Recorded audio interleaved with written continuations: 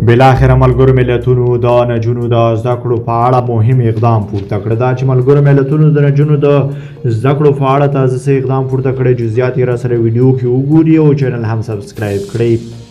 15 اګست ملګرو ملتونو د افغان نجونو د زده کړو لپاره کمپاین پیل کړی دی. ملګري ملتونه وایي چې په افغانستان کې د سرپرست حکومت د بیا ځلې واکمنۍ له 2 کاله پوره کېدو سره یې هممهاله په افغانستان کې د نجونو د زده کړو لپاره کمپاین پیل کړی دی. دغه کمپاین چې د روان زیږدیز کال تر سپټمبر میاشتې دوام پیدا کوي، په نړۍ کې به زده کړو ته د لاسرسي لپاره د افغان نجونو غږ پورته کړي.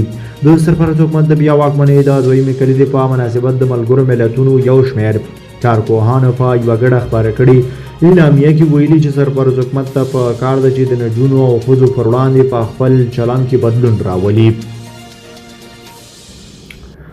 بلاخوا کابل کې د ورېښمو لارې ترانزیټ نړیوال نندارتون پرانیستل شو.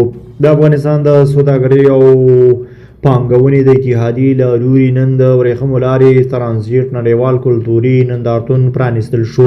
د یاد نندارتون د پرانیستې په مراسمو کې د چارو ادارې د څارنې او پالیسۍ مرستیال سیف الدین طیب وویل چې سرپرست حکومت د ولس د سر او مال ساتنې او د اقتصادي ستونزو حل ته ژمن دی او پانګوال دې په ډاډه زړه په افغانستان کې پانګونه وکړي.